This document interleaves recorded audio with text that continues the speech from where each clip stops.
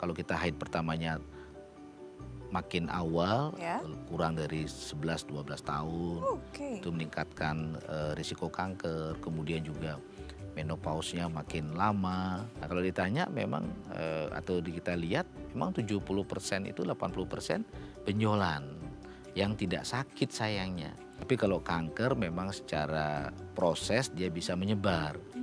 Tergantung lokasinya ya. Kalau dia lokasinya di dekat yang garis tengah atau di tulang dada, memang dia ada risiko menyebar ke seberangnya atau ke payudara sebelahnya.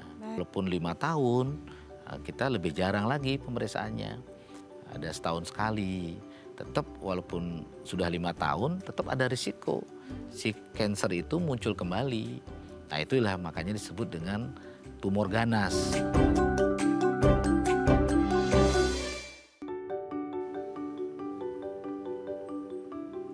Halo pemirsa, apa kabar? Senang sekali saya Astia Dika bisa kembali menemani Anda di program talk show yang syarat informasi inspiratif, apalagi kalau bukan bincang sehati.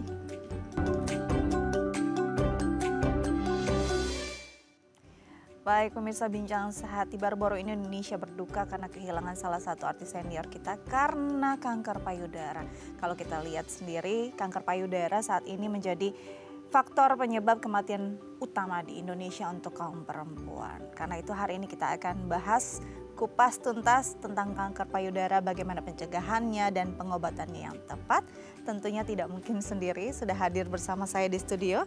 Ada dokter kita, Dr. Imade Chandra Ari Kumara, SPB, konsultan onkologi, spesialis bedah onkologi dari Rumah Sakit Premier Bintaro. Langsung kita sapa. Halo dokter, apa kabar? Baik Dika, selamat pagi. Selamat datang di Bincang Sehati. Terima kasih, semoga sehat semua. Amin, amin. Hari ini kita bahas topik yang sangat menarik ya pastinya untuk kaum perempuan tentang kanker payudara. Tapi sebelum itu kita akan bahas dulu mitos atau fakta yang mungkin selama ini masih salah kaprah, masih salah dipahami, akhirnya juga salah penanganannya oleh masyarakat ya dok ya. Yang pertama, mamografi dapat menyebabkan sel kanker menyebar. Ini mitos atau fakta? Karena banyak yang maju mundur untuk mamografi karena takut akhirnya malah sel kankernya menyebar.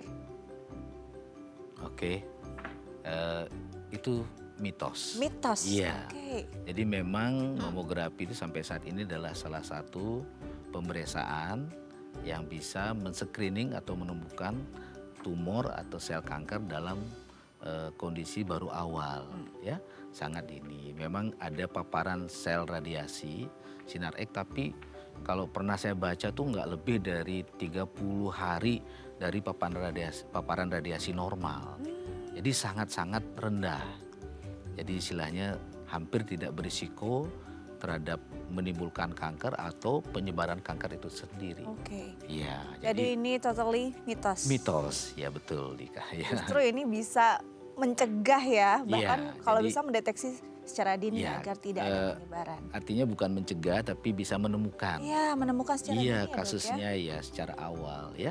Sehingga kanker itu kalau ketemu awal bisa kita sembuhkan. Bisa hasilnya sangat baik gitu ya. Oke, mungkin jadi itu. mencegah penyebarannya lebih lebar gitu. Jangan sampai kalau kita datangnya atau tahunya itu terlambat malah sudah kemana-mana ya. Mana-mana, betul. Jadi mitos. Selanjutnya adalah mitos atau fakta nih dok. Kalau kehamilan pertama pada umur 30 tahun tingkatkan risiko kanker payudara. Wow, banyak dong kalau di Indonesia kalau memang itu benar gitu ya. Ya, memang sekarang kan pada apalagi nih generasi Z ya. Yes. Z ya, istilahnya kan banyak sibuk ya mengejar karir, sekolah. Memang rata-rata mungkin menunda usia menikahnya. Sehingga otomatis juga baby yang pertama kan mungkin di atas 30 tahun. Memang itu fakta Dika. Jadi makin kita lama memiliki baby sehingga terjadi sesuatu hal bisa merubah sel-sel di payudara itu berubah atau sering disebut dengan mutasi ke arah ganas. Jadi dari penelitiannya kalau kita memiliki anak di bawah umur 30 tahun itu bisa menurunkan risiko mungkin hampir separuh dari kanker payudara itu sendiri. Ya, berarti fakta. Fakta ya dok? Iya, memang ada penelitian Walaupun ya. mungkin Ya. kadang masih banyak ya alasannya karena mungkin sulit juga punya Iya, keturunan ya. Kita ya, tetap memberi betul. semangat tapi sayangnya ini fakta ya dok? Ya fakta ya. Oke, makanya untuk meminimalisir harus jaga pola hidup ya dok ya? Pola hidup dan mungkin dari awal sudah memprogram, Planning. ya memplanning, ya mengejar karir juga, tapi juga kesehatan juga. Yes, betul sekali. Gitu. Oke, Ya. selanjutnya adalah mitos atau fakta kalau kanker payudara tidak hanya menyerang perempuan. Mm. Baik, berarti bisa menyerang laki-laki. Kalau kita lihat kayaknya beberapa tahun lalu juga ada yang meninggal seorang laki-laki senior artis juga ya karena kanker payudara, betul ya dok? Itu saya malah kurang Oh iya. tahu ya, jarang baca. Oke, baca ini berita. apa ayahanda dari Melky Guslo meninggal karena Oh, kanker payudara. Jadi sayang sebenarnya ini sekali. memang bisa menyerang laki-laki ya dok ya? Bisa, ya itu fakta. Cuma insidennya sangat rendah. Sangat rendah. Jadi kalau 100 wanita, di antara 100 itu hanya ada 1 yang laki. Jadi hanya 1% dari insiden kanker payudara. Jadi laki-laki juga memiliki istilahnya gen yang bisa bermutasi sehingga bisa menimbulkan penyakit kanker payudara. Tapi kecil sekali pada laki-laki. kecil. Ya, tapi bisa. Tapi bisa. Ya, penanganannya pun sama dengan kanker payudara pada wanita. Gitu. Jika, Wow. ya. Kecil tapi tetap bisa mematikan juga. Iya, Jadi jangan betul. disepelekan ya. Iya, untuk laki-laki ya sekarang ini ya. sekali. Baik, selanjutnya mitos atau fakta. Bra berkawat sebabkan kanker payudara. Nah ini akhir-akhir ini kayaknya bra berkawat udah jadi nggak happening lagi karena ya memang katanya ini bisa membuat sirkulasi darah di payudara tidak Terganggu, berjalan baik, iya. terganggu, akhirnya jadi bisa menyebabkan kanker. Ini mitos atau fakta? Itu sayangnya mitos. Oh, Memang oke. udah ada penelitiannya di beberapa penelitian ya, jadi beberapa ribu wanita jadi memakai payudara baik yang pakai kawat maupun tidak. Ada kan mengatakan kalau malam nggak usah pakai bra, katanya mencegah kanker. Itu secara teori dan penelitian tidak ada perbedaan, Nggak ada bedanya. tidak ada bedanya. Ini Jadi, masalah kenyamanan. kenyamanan saja. Mungkin setiap wanita kan mana yang nyaman, tipe branya, ukurannya, bahannya. Kadang-kadang ada wanita kan yang alergi juga Oke, dengan karena bahan terlalu bra. mungkin Iya. keras atau kencang Ya ya. mungkin ya.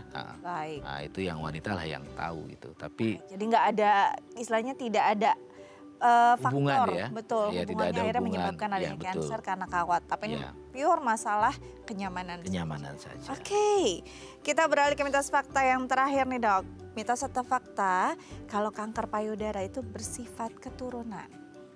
Nah, ini fakta. Fakta. Karena di antara sekian kanker payudara ada 5-10% yang diturunkan atau sering disebut dengan hereditary breast cancer. Jadi hati-hati ya, banyak sekali saya menemukan riwayat ibu, riwayat kakak perempuan yang menderita kanker payudara tapi tetap aja si adik atau si anak tidak aware. Padahal kadang-kadang ada yang sudah aware tapi takut mempersiapkan diri. Kadang-kadang di masyarakat kita kalau sudah tahu bahkan justru takut, malah bukan sebaliknya gitu. Ya. Betul. Jadi ini fakta ya. Ini fakta dan Iya. ini memang sangat potensial ya. Sangat potensial. Jadi kalau first degree namanya ya langsung tunang langsung seorang ibu anaknya perempuan itu memiliki mungkin 2 kali lipat resiko Oke. kanker daripada yang tidak mempunyai riwayat keluarga. Ya. Ini ya, jadi ini faktor genetik Iya. juga termasuk hal yang perlu diwaspadai. Nanti kita Waspadai. kupas tuntas karena menjadi salah satu faktor juga Baik. penyebab kanker payudara ya dok. Tapi usai jeda, kita akan kembali lagi. Pemirsa jangan kemana-mana, tetap bersama kami di Bincang Saat ini.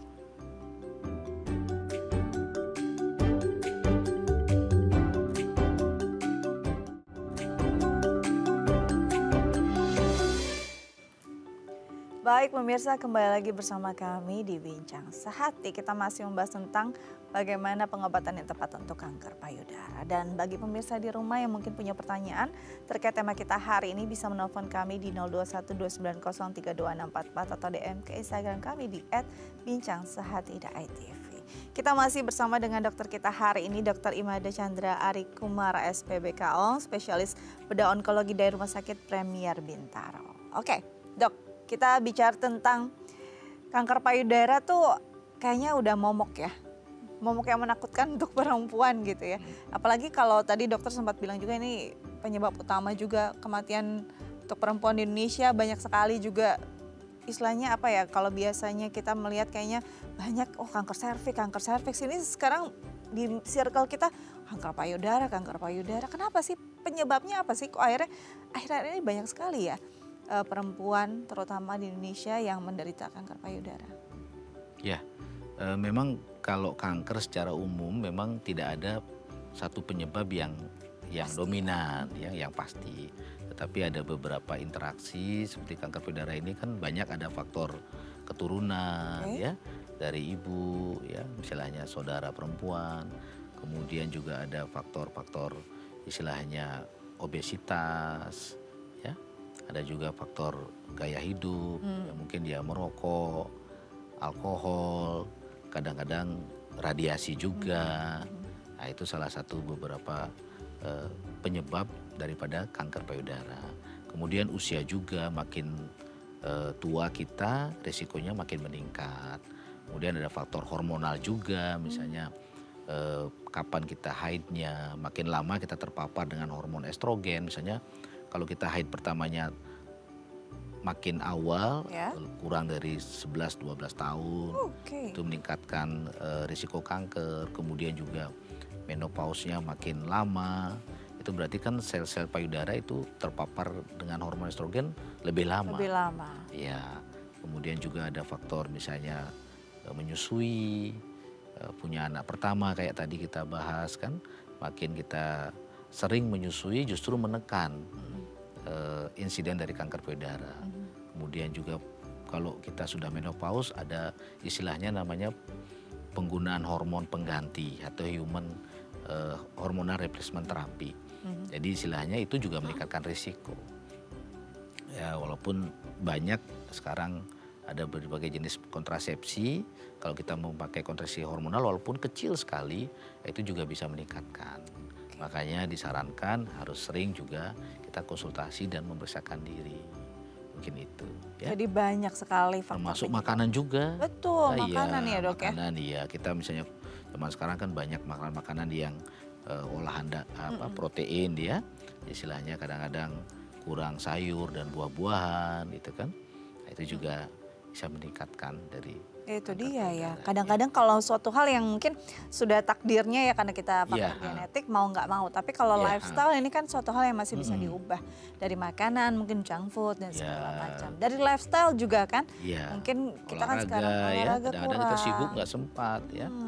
Nah paparan, kalau perempuan itu kan dekat dengan hal-hal yang sifatnya mempercantik diri. Kosmetik, body care dan segala macam gitu. Ada nggak hal-hal itu juga memengaruhi kemungkinan ada potensi adanya kanker payudara? Iya, memang dari teori sih beberapa bahan-bahan kayak kosmetik tadi, ya kalau misalnya bahan-bahannya mungkin di luar batas ketentuan atau mengandung bahan-bahan yang tidak diperkenankan, itu juga bisa meningkatkan risiko ya. Walaupun ya, jadi ada beberapa kosmetik yang memang mengandung bahan-bahan yang mungkin dilarang ya. Nah, itu juga meningkatkan, termasuk juga ya deodoran, ya, pelembab, kosmetik, pewarna rambut, juga itu juga walaupun kecil itunya, tapi tetap juga bisa meningkatkan. Ya kecil, tapi kalau dipakai tiap hari ya. Iya, jadi makanya harus pintar-pintar memilih ya. Betul, pentingnya kita memilih skincare ataupun body care yang atau kosmetik yang aman. Jangan sampai salah pilih nanti efek kemana-mana ya dok ya. Bahkan sampai ke kanker payudara kan mengerikan gitu. Oke, nah kalau kita mau bilang ya pencegahan ya pasti dengan gaya hidup sehat. Ya istirahat cukup, makan yang baik. Tapi kadang-kadang ada yang udah hidupnya juga sehat sekali, kanker juga gitu ya dok ya. Nah tapi kan kalau apa ya yang paling ditakutkan tuh kok ketahuannya udah di stadium lanjut gitu. Nah apakah ini benar-benar langsung boom gitu ya? Kanker payudara datangnya tiba-tiba langsung gitu ya? Tiba-tiba atau sebenarnya prosesnya tuh udah ada tapi kita yang nggak sadar. Ya, memang secara teori itu hal itu perlu proses ya. Sel itu berubah dari sehat menjadi sel itu dia membelahnya lebih cepat, kemudian bentuknya dia tidak normal atau sering disebut displasia, itu perlu proses. proses itu dipengaruhi oleh bermacam-macam faktor tadi ya, faktor hormonal, ada genetik, radiasi dan lain-lain. Nah, secara teori sih sebenarnya kalau kita benar-benar aware, melakukan sadari, melakukan pemeriksaan payudara secara klinis setiap tahun, kita bisa menemukan dalam tahap yang lebih awal. Kadang-kadang kita karena ketakutan, kadang-kadang karena kesibukan, ketidakpedulian, makanya sering kita kadang-kadang mengeluhnya itu setelah dalam stadium lanjut. Secara teori sih pembelahan selnya itu satu menjadi dua itu sekitar 180 hari, lumayan lama. Lama ya, sekitar 5 Ya, bulan. walaupun ada beberapa tipe sel yang cepat, mungkin dalam 1,5 bulan atau 40 hari dia udah bisa menjadi ganda atau membelahnya itu lebih cepat. Tapi secara umum rata-rata segitu. 6 bulan ya, lumayan lama. Nah, dari kecilnya itu dari 1 senti lah menjadi 2 senti itu dia perlu waktu mungkin 6 bulan. Oke. Iya. Ada gejalanya nggak sih dok? Untuk kita mungkin bisa ya kan orang Indonesia ya dok ya. Kalau nggak ada gejala ya nggak sakit gitu kan. Ada gejala-gejalanya nggak sih yang khas? Iya. Jadi banyak kalau pasien datang itu saya tanya, ibu sakit apa ibu? Nggak ada jawabannya.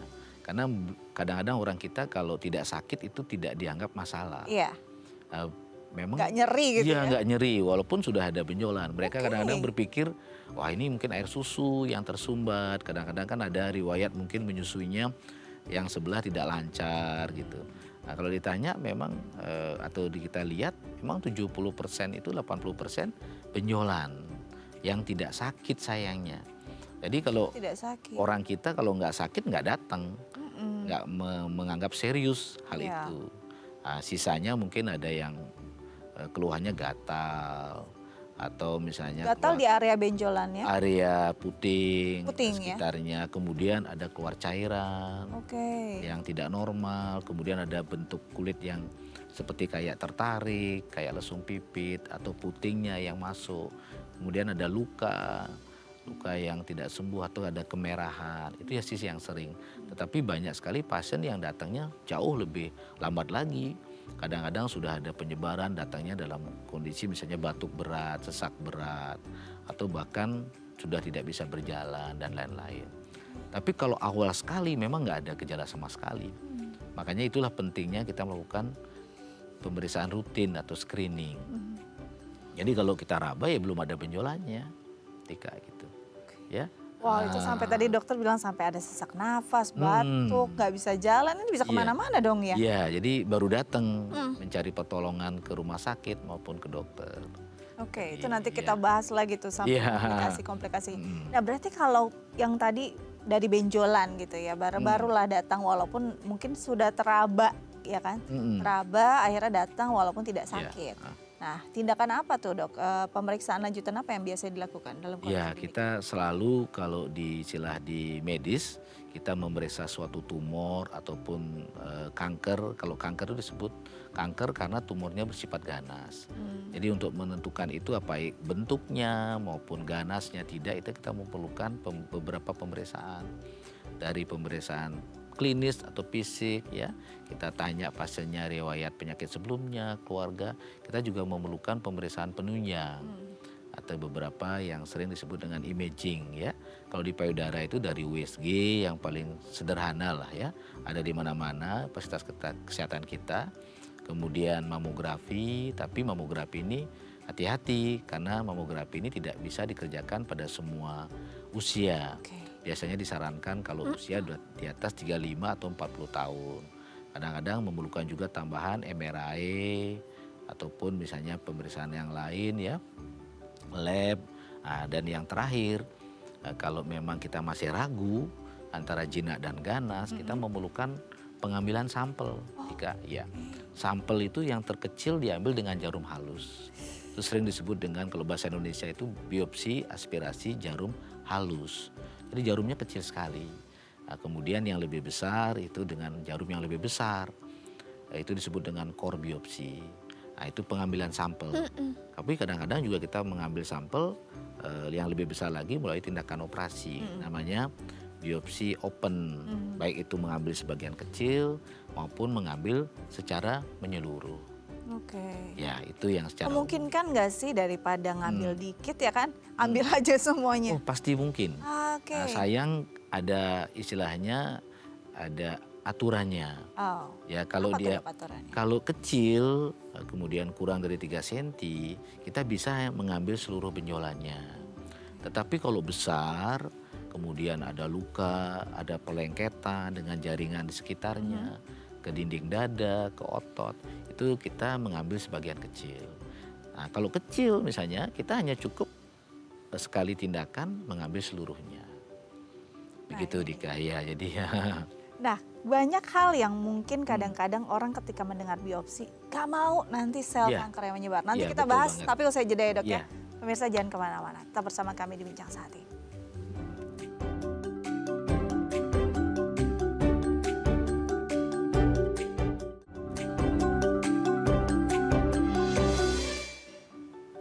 Baik pemirsa, kembali lagi bersama kami di Bincang Sehati. Kita masih membahas tentang pengobatan yang tepat untuk kanker payudara. Dan bagi pemirsa di rumah yang mungkin punya pertanyaan terkait tema kita hari ini, bisa menelpon kami di 021-290-3244 atau DM ke Instagram kami di @bincangSehati.itv.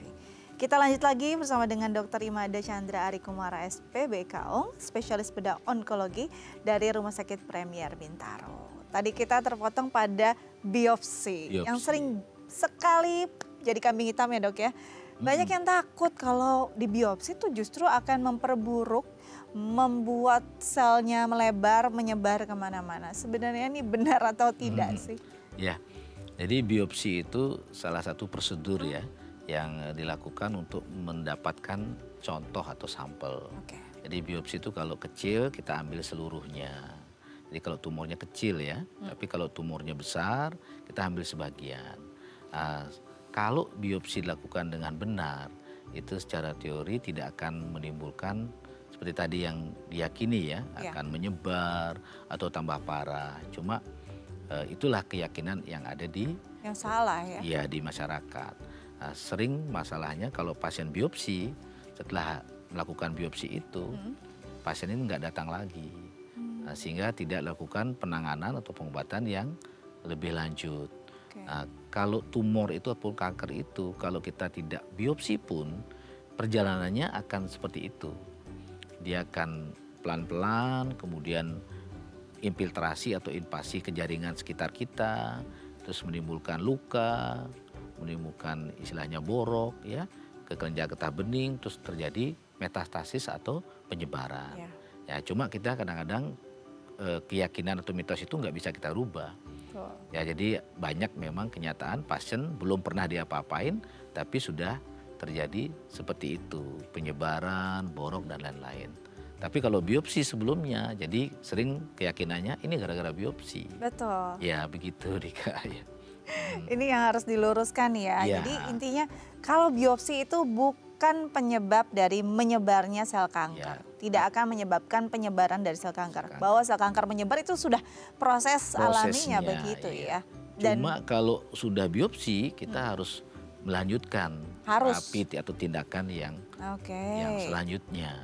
Nggak bisa nanti lagi. Nanti lagi. Ya. Jadi memang sudah firm ya akan harus ada pengobatan lanjutan, tindakannya seperti betul. apa.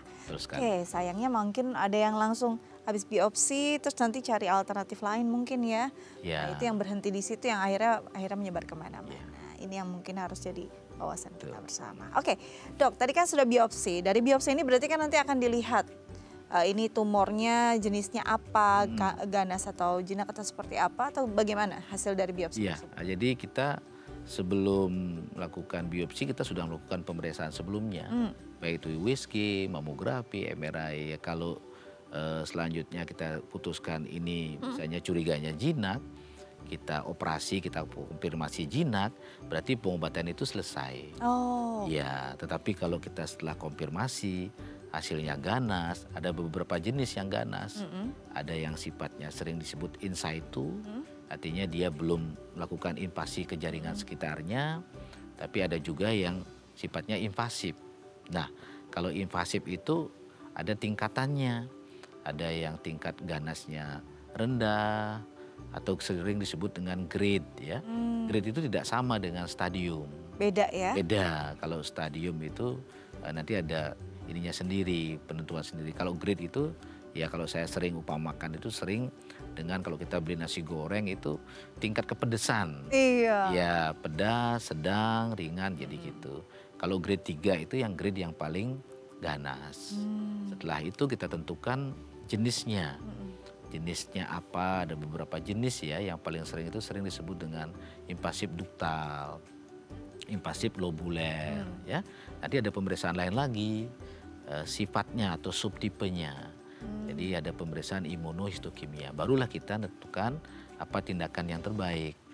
Termasuk operasinya, termasuk pengobatan tambahannya. Jadi operasi itu ada beberapa jenis, kalau misalnya awal tidak mesti diangkat payudaranya. Atau mastektomi tidak mesti. Jadi ya tapi kalau sudah lanjut biasanya ya mastektomi itu tidak bisa dihindari. Iya. Oke, sebelum kita lanjut sudah ada penelpon nih dok. Iya. Kita sapa terlebih dahulu. Halo, dengan siapa di mana? Iya, selamat pagi semuanya. Pagi, Saya Ibu. Yeti Pagi, Bu. dari Surabaya. Ibu Yeti dari Surabaya, silakan Ibu pertanyaannya. Iya, ini tadi saya dengerinnya enggak dari awal ya, jadi yang terakhir-terakhir. Ini karena mama saya itu kena kanker payudara. Setahu saya itu bilang katanya kalau menyusui itu nggak mungkin kena kanker payudara. Padahal mama saya itu anaknya semuanya itu dikasih ASI. Itu pertanyaan pertama, kenapa kok mama saya itu masih kena. Itu pertanyaan yang pertama. Terus pertanyaan yang kedua, kalau misalkan tadi saya dengar kadang di puting itu rasa gatal, itu bisa juga menyebabkan mengarah ke sana. Itu kalau misalkan nggak ada benjolan, nggak ada apa, ya gatalnya itu kadang gatal, kadang enggak, ya enggak terlalu sering. Apakah itu mesti harus diperiksakan atau gimana, terus periksanya periksa apa? Itu yang kedua. Terus yang ketiga, karena mama saya ini semestinya kena itu udah lama, tapi nggak cerita ke anak-anaknya. Baru ceritanya itu setelah kankernya itu meletus, keluar darahnya semua itu tadi. Terus ya memang selama itu nggak ada rasa sakit sih, bilangnya kira-kira udah 10 tahunan.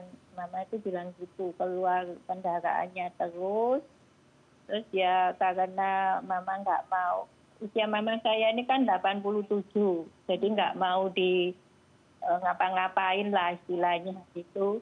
Cuma waktu itu sempat saya yang ke dokter gitu, saya tanya beberapa dokter, ya kalau misalkan ibu mau telaten nanti kan habis keluar darahnya itu kan artinya takut infeksi dan lain-lain. Ya saya hanya kasihin itu aja nih, herbal gitu aja.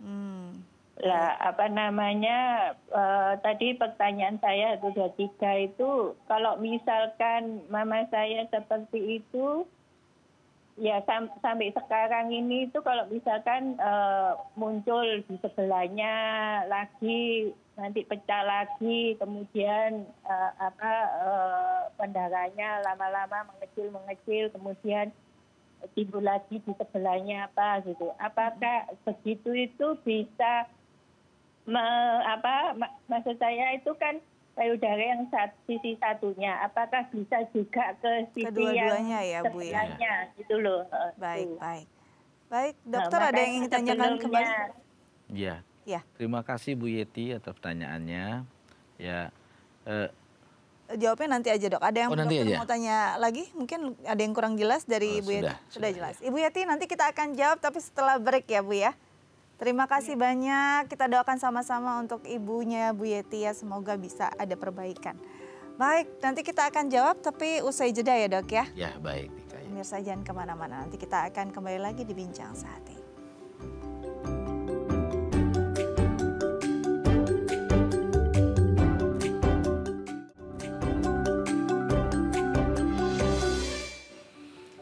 Baik pemirsa, kembali lagi bersama kami di Bincang Sehati. Kita masih membahas tentang pengobatan yang tepat untuk kanker payudara. Dan masih bersama dengan Dr. Imade Chandra Arikumara, SPBKONG, spesialis bedah onkologi dari Rumah Sakit Premier Bintaro.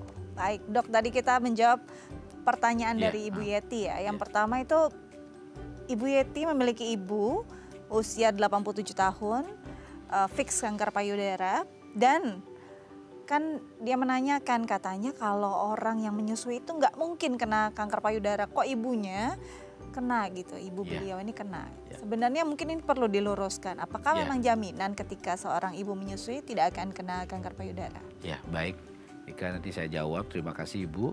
Jadi tadi saya sudah jelaskan, jadi menyusui itu menurunkan risiko. Ya, menyusui itu menurunkan, bukan istilahnya 100% bisa mencegah. Menurunkan saja. Ya, menurunkan faktor risiko. Jadi istilahnya ya kalau kita menyusui itu tergantung juga lama menyusui, ya seringnya menyusui, itu berhubungan dengan risiko. Ya kalau kita makin lama menyusui, kalau tidak salah itu 6 bulan, itu mungkin bermakna ya. Tapi tidak mencegah 100%. Ada faktor-faktor yang lain juga ya, ada faktor usia, ada faktor dari luar ya, makanan, berat badan, genetik dan lain-lain. Ya karena di sel itu makin kita bertambahnya usia, tanpa kita sadari sel itu tiap hari, setiap detik membelah. Kadang-kadang makin lama membelah itu terjadi kesalahan. Itu yang sering kalau di istilah medisnya sering disebut dengan mutasi spontan. Jadi tanpa ada faktor dari luar, ada kesalahan spontan, sehingga menghasilkan sel-sel yang tidak normal. Itu yang pertama. Jadi tidak 100% Ibu. Tetap bisa menurunkan risiko kalau dibandingkan dengan orang yang tidak menyusui. Tapi bukan berarti jadi jaminan. Jaminan, iya betul. Ada faktor-faktor lain yang mungkin akan bisa lain. mencetuskan sel kanker tadi bisa aktif begitu ya. Baik, pertanyaan kedua. Tadi kan dokter memang sempat bilang juga salah satu gejalanya selain ada benjolan mungkin ada gatal di area putih. Nah, ini Ibu Yeti bertanya, gatal, kalau sering gatal, hilang timbul, apakah ini mengarah ke sana? Indikasinya apa sih kalau yang memang ini arahnya ke kanker payudara? Apa yang harus diperiksakan? Periksanya kemana? Iya, kalau gatal, hilang timbul mungkin itu mungkin lebih kecil ya kemungkinan itu ganas. Ya, kalau gatal mungkin disertai dengan keluar cairan, ada luka, ya, ada kemerahan sekitar puting. Itu yang mungkin diperiksakan. Tapi tetap aja mungkin saran saya Ibu Yeti memeriksakan diri ya. Apakah itu hanya mungkin karena faktor alergi atau faktor kelainan di kulit, ya mungkin bisa memeriksakan diri, baik itu mungkin ke dokter bedah, dokter kulit dan lain-lain. Jadi jangan dianggap biasa saja gitu ya. Nah, apalagi Ibu kan ada faktor risiko ya. Karena mamanya mamanya kanker payudara, walaupun secara teori kalau usia kanker payudara di atas 60 itu faktor genetiknya lebih rendah. Ya, daripada pada kanker payudara yang terjadi pada usia-usia yang di bawah umur 50 tahun. Ya. Jadi memang kalau bisa diperiksakan terlebih dahulu, mungkin kalau tadi Bu Yeti bertanya mau kemana, ke dokter kulit terlebih dahulu ya? Boleh, ke dokter bedah boleh, ke dokter umum boleh, nanti kan mereka bisa melihat ini kemana ya. Baik, pertanyaan ketiga ini karena memang kondisi orang tua dari Ibu Yeti cukup lama menyembunyikan penyakitnya, kondisinya sudah pecah. Pecah ini benjolannya dan keluar darah terus menerus, hilang sampai mungkin muncul lagi. Pertanyaannya, apakah mungkin akan tumbuh di sisi payudara lainnya, Dok? Ya, memang kalau ini mungkin saya belum bisa pastikan ya, walaupun mungkin secara cerita dan gejala mungkin memang mengarah ke kanker payudara. Tapi kalau kanker memang secara proses dia bisa menyebar. Tergantung lokasinya ya. Kalau dia lokasinya di dekat yang garis tengah atau di tulang dada, memang dia ada risiko menyebar ke seberangnya atau ke payudara sebelahnya. Ya, tapi itu dia punya istilahnya tendensi ya. Kalau dia di puting, di tengah itu dia, atau di bawah itu sering dia menyebar ke tulang belakang. Bisa ya. Kadang-kadang begitu. Sifatnya menyebar ya, tapi bukan menular. Kan orang kadang-kadang kalau suatu hal yang keluar bukan menular. Bukan ya. Ya, tapi menyebar di dalam tubuh kita. baik dia secara lewat pembuluh darah atau lewat langsung kontak, artinya dengan jaringan sekitarnya, atau dia lewat saluran limpe atau pembuluh darah limpe. Baik. Ya, Jadi gitu. memang saran dari dokter untuk segera memeriksakan diri ke vaskes Ya, kesehatan betul. ya, mendapat penanganan Betul, yang ya. tepat dan mendapat pengobatan yang tepat. Baik. Apalagi usianya juga sudah 87 tahun agar segera mendapat pengobatan yang terbaik untuk ibunya Ibu Ya, Yeti. Kita betul. doakan sama-sama ya dok ya. Iya betul, mudah-mudahan Baik. sehat ya. Amin, amin. Ya. Baik, kita lanjut lagi dengan topik kita dok.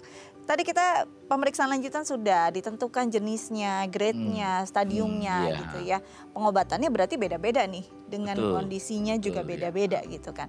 Berarti pengobatannya kan pilihannya macam-macam. Apa saja dok biasanya? Ya, sampai saat ini memang namanya tumor atau kanker payudara itu utamanya pengobatannya adalah pembedahan. Ya, walaupun sekarang pembedahan sekarang sudah jauh sangat berbeda dengan pembedahan zaman dulu. Jadi istilahnya dari yang sering disebut dengan minimal invasif, artinya hanya mengangkat benjolannya saja, tidak harus mengangkat semua payudara. Kalaupun diangkat, kita juga punya tim yang bisa merekonstruksi payudaranya ya kalau memang berkenan ya. Itu tetap pembedahan itu adalah pengobatan yang utama. Walaupun payudaranya itu kecil, tapi pembedahan itu kadang-kadang sangat terbatas. Tapi kalau payudaranya itu kankernya itu sudah lanjut, sudah menyebar, di mana pembedahan itu tidak bisa dikerjakan lagi, makanya ada namanya terapi seperti kemoterapi, hormonal terapi. Ya, hormonal itu ada bentuknya tablet, ada bentuknya suntik, kemudian ada juga radiasi ya. Sekarang sudah sangat-sangat baik radiasi, mesinnya istilahnya alatnya itu sudah sangat canggih ya. Kalau dulu kan jadi momok juga kalau radiasi, jaringan yang sehatnya kena, sekarang sudah bisa diminimalisir. Jadi dia hanya area-area tertentu yang kena radiasinya. Kemudian ada juga namanya terapi target. Jadi seperti tadi yang saya sampaikan, jadi setiap jenis kanker payudara itu punya subtipe sendiri-sendiri. Oke. Iya, jadi kayak ibaratnya kayak mobil lah. Jadi mobil walaupun mereknya sama, jenisnya sama, tapi punya variasi yang berbeda. Jadi subtipe itu menentukan terapinya tertentu atau sering disebut dengan target terapi. Makanya kalau setiap pasien kanker jadi berbeda. Berbeda jenisnya, berbeda stadiumnya, berbeda subtipenya, jadi terapinya juga berbeda. Nah, sampai saat ini kalau stadiumnya awal, kadang-kadang dengan pembedahan saja cukup. Nah, tapi kadang-kadang juga diperlukan terapi tambahan tadi. Oke. Terapi tambahan ini ya bisa juga kadang-kadang di awal. Kalau dia cukup besar, kadang-kadang kita kecilkan dulu. Nah, kalau di awal itu sering disebut dengan neoadjuvan. Jadi bisa aja kemonya di awal dulu baru operasi, atau sinarnya di awal dulu baru operasi. Tapi kalau awal, kadang-kadang tambahan-tambahan itu tidak diperlukan. Begitu, Dika ya. Nah, ya. Jadi memang ini dia ya, macam-macam metodenya. Macam-macam.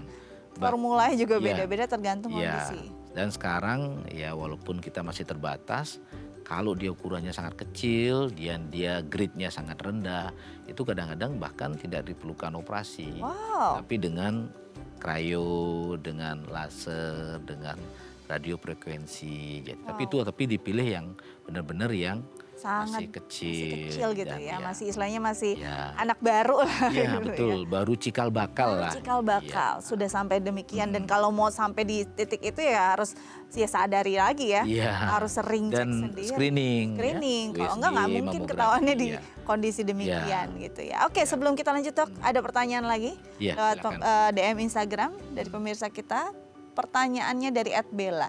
Dok, saya sempat melakukan operasi pengangkatan kanker payudara 5 tahun lalu. Namun beberapa tahun ini tiba-tiba kembali terasa nyeri di bagian tersebut. Apakah mungkin kanker payudara saya tumbuh kembali dok? Sebaiknya apa yang saya harus lakukan? Jadi nyeri di area bekas operasi. Jadi terima kasih pertanyaannya. Jadi setiap pasien kanker itu ada namanya pemeriksaan berkala atau sering ada yang menyebutnya surveillance. Jadi beda-beda dengan setiap kanker. Kalau di payudara biasanya tahun pertama sampai tahun ketiga itu disarankan 1 sampai 4 kali setahun. Jadi kalau misalnya sudah lebih dari itu kadang 6 bulan sekali. baik itu pemeriksaan fisik, ya kadang-kadang kita perlu USG ulang, rongsen, ya pemeriksaan misalnya kalau kita misalnya ada, kadang-kadang perlu PET scan, ya pemeriksaan darah, nah itu tetap walaupun 5 tahun kita lebih jarang lagi pemeriksaannya, ada setahun sekali. Tetap walaupun sudah 5 tahun tetap ada risiko si kanker itu muncul kembali. Nah itulah makanya disebut dengan tumor ganas. Ya, walaupun sudah bebas, nyatakan tidak ada lagi sel kansernya, tetap harus dilihat lagi. Nah, kalau saran saya mungkin bisa memeriksakan lagi ke dokter yang operasi, dilihat. Dia bisa kadang-kadang tumbuhnya di tempat operasi atau sering disebut dengan lokal recurrent. Kadang-kadang bisa juga di dekat daerah operasi. Misalnya di ketiak, di daerah leher, itu sering disebut dengan lokoregional recurrent. Tapi bisa juga kadang-kadang muncul di tempat jauh atau sering disebut metastasis. Makanya rutin lakukan pemeriksaan rongsen paru, kadang-kadang di paru. Ya mudah-mudahan tidak ya. Untuk Mbak Bella ini mudah-mudahan tidak. Tapi saran saya tetap lakukan pemeriksaan. Harus cek ya? Iya. Baik, jadi kita harapkan ini sih bukan. Bukan ya. Kadang-kadang sering itu bukan. Saya beberapa kali kadang-kadang setelah 6 tahun bahkan 7 tahun ada seperti kecil gitu. Kita USG ragu-ragu juga akhirnya kita buang ternyata enggak, hanya radang biasa. Ya, di samping juga tetap ya menjaga pola hidup ya. Ya makannya istilahnya ya. Olahraga, berat badannya ideal. Itu yang paling penting ya. Karena pasca operasi juga masih harus ada yang jaga ya, Dok betul, ya. Nanti kita bahas lagi, tapi usai jeda ya. Pemirsa jangan kemana-mana. Tetap bersama kami di Bincang Sehat ini.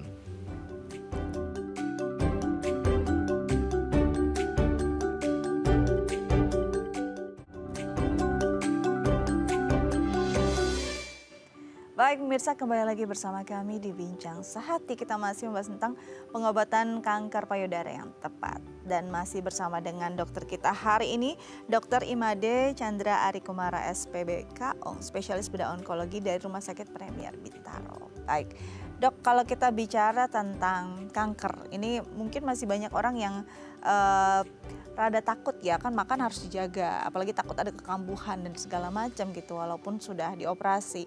Dan banyak yang merasa bahwa mungkin banyak yang beredar makanannya sel kanker itu gula. Gitu kan ya Dok, katanya gitu. Nggak boleh banyak makan manis. Nah, boleh nggak sih Dok makan yang manis tapi sumbernya mungkin kayak dari buah, sumber alami, itu aman nggak Dok? Kan tetap ada kandungan gulanya gitu. Ya, memang prinsipnya kalau kanker itu tidak ada yang dipantang secara mutlak. Nggak ada justru? Tidak ada yang dipantang secara mutlak. Memang banyak penelitian yang sudah dilakukan ya. Istilahnya ya cukup memang disarankan untuk diet yang sehat dan seimbang. Sehat itu ya istilahnya kadang-kadang kita masyarakat banyak yang nggak tahu, Dok boleh nggak digoreng gitu misalnya kan. Oh, mungkin memang disarankan digoreng tapi minyaknya ya masih bagus. Ya, jangan minyak jelantah ya Dok. Ya minyak jelantah. Terus kemudian kalau misalnya protein itu ya jangan yang diolah atau kurangilah yang dibakar. Kalau dipanaskan jangan terlalu suhunya tinggi. Di atas 20 derajat itu jangan yang diawetkan. Ya, itu yang disarankan. Tapi kalau buah sama sayur justru diwajibkan. Justru harus. Justru harus. Jadi istilahnya buah-buahan yang warna kuning, merah, kemudian sayur-sayuran yang berwarna hijau, kemudian kacang-kacangan, biji-bijian. Ada juga sering pasien nanya, Dok boleh nggak saya makan tahu, tempe gitu kan, atau yang fermentasi misalnya kayak apa ya, kalau sekarang kan lagi tren tuh kimchi gitu ya. Apalagi kan miso apa ya, ya makanan Jepang itu justru dari penelitiannya justru menurunkan risiko kanker. Karena ada bakteri baiknya ya juga. Iya, ada menurunkan antioksidannya. Buah-buahan itu kan banyak, ada vitamin C-nya, ya, ada luteinnya, ada apa itu santinnya, macam-macam ya antioksidannya. Ya kalau gula artinya jangan terlalu banyak sesuai kebutuhan. Kalau bisa dari ya bahan alami tadi, buah-buahan itu malah harus ya. Jadi ya malah harus, ini penting untuk dikonsumsi. Iya, jangan takut, banyak pasien itu lemes. Kenapa Dok lemes? Malah HB-nya kurang ya. Saya nggak makan ini Dok, nggak makan ini, nggak makan ini. Lah terus makan apa aja? Terus rebus-rebus saja Dok, katanya. Waduh kasihan kan. Iya betul. Jadi nanti malnutrisi malah iya, Dok ya. jadi malah, Oke. ya. Nah, ada hal lagi yang mungkin kadang-kadang orang bingung kalau kanker payudara itu penyebarannya di mana aja. Kadang-kadang hati-hati loh, di daerah ketiak itu juga bagian dari kanker payudara. Nah sebenarnya benar nggak sih Dok? Ini juga perlu Iya, diluruskan nih. Ya memang payudara ini kan kalau secara medis itu dibagi menjadi 4 bagian ya. Memang yang tersering itu dia di bagian atas luar. Oke. Hampir 50%-nya di situ karena jaringan yang itu paling banyak kelenjarnya. Kemudian ada juga yang sering ketinggalan ini yang di dekat bahu. Di sini Namanya ya. ekornya tesopen. Tapi kalau di ketiak memang ada beberapa wanita yang memiliki kelainan sering disebut dengan mamari accessorius Oke. atau mama aberran. Jadi ada sisa-sisa kelenjar payudara waktu masih di kandungan, di embrional itu masih tersisa. Oh. Tapi secara umum payudara kita itu ya di jaringan payudara kita itu. Tapi kalau ada di kelenjar ketiak itu dicurigai sudah ada yang menyebar ke Justru sudah ada yang. kelenjar getah bening di ketiak. Tapi malah kadang-kadang baru ketahuan pas sudah di Iya, ketiak yang tadi dikeluhkan ya. justru yang di ketiak. Ada benjolan di ketiak, makanya kita harus lakukan pemeriksaan. Oke. Ya, Baik, jadi itu dia ya. Yang kadang-kadang kita nggak sadar karena betul. awalnya nggak terasa, baru nanti teraba gitu kan. Teraba. Baru nanti mungkin akhirnya ya itu baru kita aware mau datang ke rumah sakit. Nah ini juga kadang-kadang kalau kita bilang benjolan kalau sakit itu berarti jinak, kalau nggak sakit itu ganas. Tuh gimana tuh Dok? Ini juga perlu di ini. Ya, Sebenarnya apakah setiap benjolan kalau memang sudah ada ya better diperiksakan? Iya, betul. Jadi sebenarnya kalau saya ini lagi ya kalau bisa sih sebelum ada benjolan. Jadi kita belum masih normal-normal sudah secara rutin ya. Kalau wanita mungkin di atas umur 35 itu sudah setiap tahun memeriksakan diri, USG. Benjolan itu memang payudara itu kalau yang ganas itu hampir sebagian besar tidak sakit. Tidak sakit. Kalau sakit pun berarti dia sudah menimbulkan penekanan, komplikasi, ada luka yang berdarah dan lain-lain. Tapi tidak selalu bahwa yang sakit itu jinak, tidak selalu. Ya, nah kalau yang ganas tapi karena sakitnya karena misalnya ada penekanan, nah itu kan juga kita harus pastiin. Ya memang itu. Jadi jangan menyepelekan, mau Iya. itu sakit ataupun tidak sakit. Ketika ada benjolan itu udah pasti abnormal, sudah sel yang istilahnya anomali gitu ya Dok ya, Iya, sudah harus diperiksa. Kadang-kadang pasiennya parno itu. Iya. Begitu ada benjolan nggak berani datang, nggak bisa tidur ke Iya. dokternya. Padahal setelah datang ke dokternya, oh ibu ini kista. Iya. Kan kadang-kadang kalau kista itu kadang-kadang dengan pengaruh hormonal, kadang-kadang kita nggak perlu operasi. Betul. Kadang-kadang hanya perlu diobservasi, kita lihat kalau besar kita cairannya kita keluarkan, aspirasi dan lain-lain. Baik, itu Dengan dia. obat, Jadi nggak ya. perlu takut untuk Nggak ke perlu dokter. takut, iya. Itu pastinya akan dapat penanganan yang tepat. Dokter terima kasih banyak Sama-sama. sudah hadir di Bincang Sehati. Semoga Terima ini bisa kasih, mengedukasi semoga sehat masyarakat. Amin. semua, ya. Baik pemirsa, sekian Bincang Sehati hari ini. Jangan lupa untuk mengunduh The Eye Plus di gawai Anda. Saya Asjadika pamit undur diri. Saksikan terus Bincang Sehati. Sampai jumpa. Terima kasih.